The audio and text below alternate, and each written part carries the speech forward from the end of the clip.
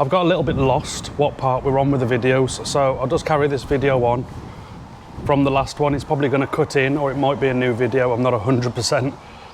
So what I've done, I've brought guide coat. I will show you after. Rub it on, sand the boat, it shows all the low spots, high spots, stuff like that. You might be able to see there's a lot of filler, or bogging, or fairing, whichever you want to call it. So what I'm going to do, we've got a little bit of guide coat left to do. Going to carry on guide coating, and then we're going to sand that back. If there's any areas, fill it, and then we're going to sand all the filler back, get guide coat on top of it, and try and get the boat as flat and smooth as we can. I'm hoping there's not going to be too many passes after that, and I can spray it. So we get all this sanded everywhere. The whole boat's covered in filler, literally everywhere. And there's a lot of pinholes. So a little bit more guide coat, sand that back, see what we're left with, bit more filler, sand all of the filler down over the whole boat and see where we need to work on. Hopefully there's nowhere, but there probably is going to be a few spots. Let's get on then. I'm just going to do a quick walk. You can see the filler around here. All of this has been hit with a 2-inch sander to get it as flat as possible, get all the dips out of the fiberglass, smooth the fiberglass out. You can see everywhere. There's a little bit of guide coat there, which I've not sanded yet, which needs to be done. You can see all these areas. It looks like a lot of filler. It's literally filling tiny little pinholes. I will see if we can get in closer to show you some. Like that there. I'm hoping you can see that. So yeah, it looks like a hell of a lot of filler, but it's not. It's just to fill the pinholes. But it's hard to get it all off, if you know what I mean. And then I've filled that flat top at there, so when I sand that back, there won't be much filler left, but any little low spots, there was quite a few here, in this, from this section to this section. If you remember, if you've been watching the videos long enough, there was like checkering, all up these gunnels, all along the sides, around the front. I ground all the checkering out because it was full of paint and I couldn't sand it. What that did was left dips in the gel coat, so I've got to try and fix it. You can see as we go round, there's lots of filler there. Started working on the transom. That's got a bit of guide coat left, which needs doing. All of this needs doing, really. So there's guide coat in here, where it's all black. And then up this side, we've done the same. Lots of filler on pinholes, on the top here, all the way along. You can see there's a lot more pinholes on this side.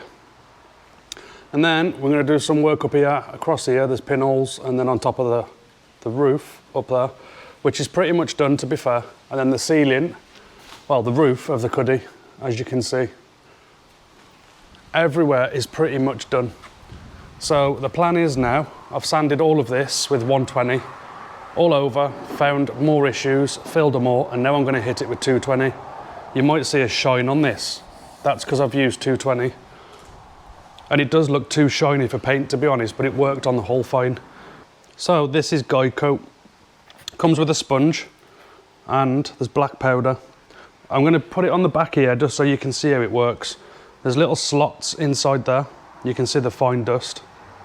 So how you use it, put your sponge in, upside down, twist, back and forth. Bit like a salt grinder. And it's got plenty of powder on there now. Do not use this without a mask. I've got no mask on now, just to explain what I was doing. Before I start putting it on, I am going to wear a mask. Also wear gloves.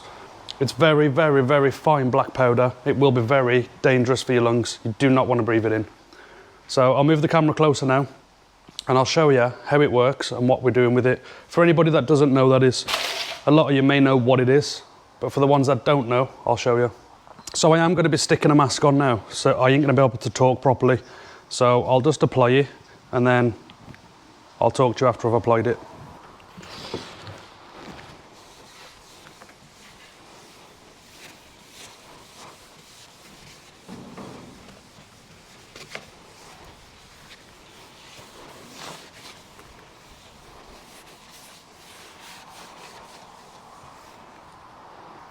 So as you can see, spreading it on, it leaves a little black dust all over everywhere.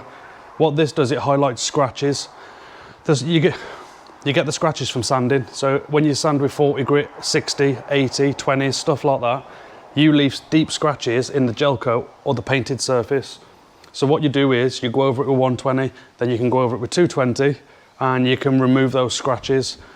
When you paint, if there's 80 grit scratches, they will show through the paint. The paint will sink into them and you'll see them through all the new paint. So you want to try and get the scratches as fine as possible. So when you paint it, it covers them. This will show up low spots. As you can see, I did this area yesterday and you got darker black shades here underneath. That is low areas. That I cannot feel with my finger. I have got gloves on, but even with the gloves off, you can't feel it. But this black powder shows it up. If the black powder shows it up, it'll show through the paint. So if I was to paint this area, you would have seen these little bits here. It's not going to look terrible, but I want to try and get it as flat as possible. So yeah, I'm going to go around the boat now sanding, probably be a bit more of a time lapse. I'm going to be sanding all of this with 120 grit, all the black, that is. The filler, I'm going to be going over that with 220 because I want to try and get it down, finished, ready for paint. For anywhere you can see the black, that's 120 grit. So I've got to do a bit up the top. Got to do this well in here. Yeah, that's pretty much it. So let's get on with it.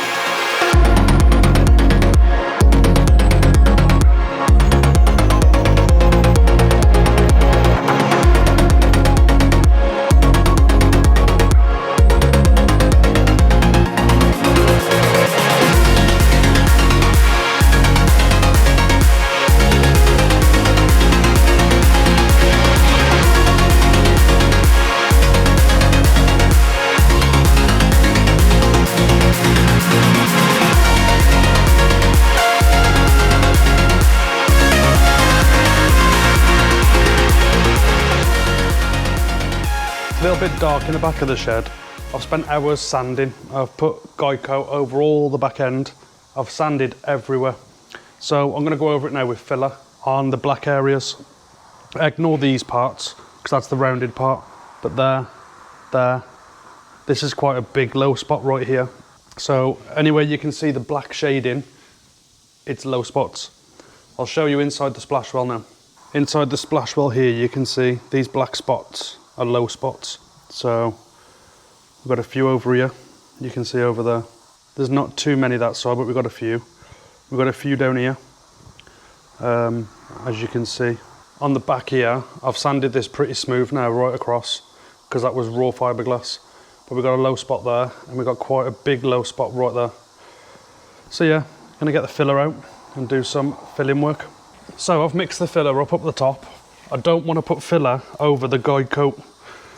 I'm not sure if you can. You possibly can, but it's a fine dust. So I reckon it'll cause adhesion problems. So I'm just going to go over the area here with acetone. Just like that. I don't mind this part because it's wet now with acetone. So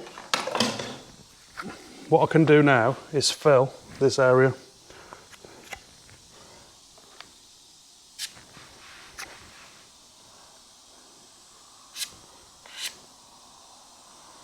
I'm going to stretch the filler out so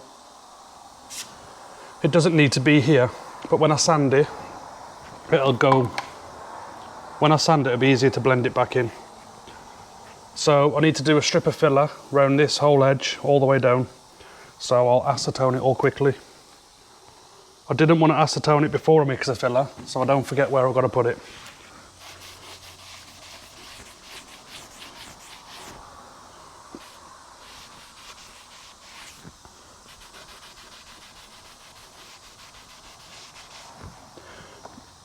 Possibility you can actually fill over the guide coat. I'm just a bit wary, that's all. But it's probably fine too.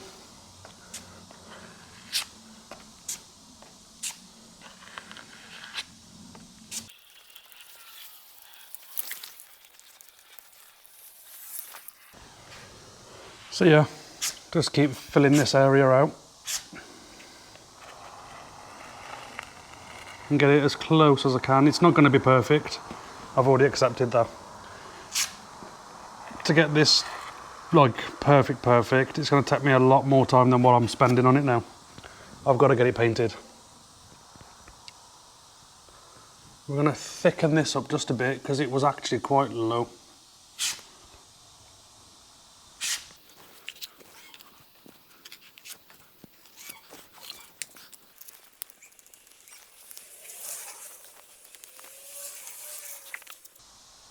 I have to do another pass on that, but I'll have to leave it like that for now.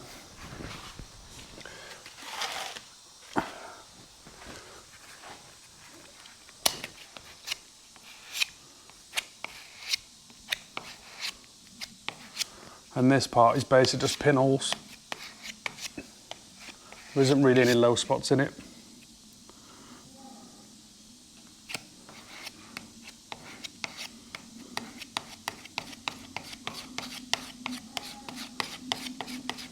Give it a light skim all over just in case there's other pinholes.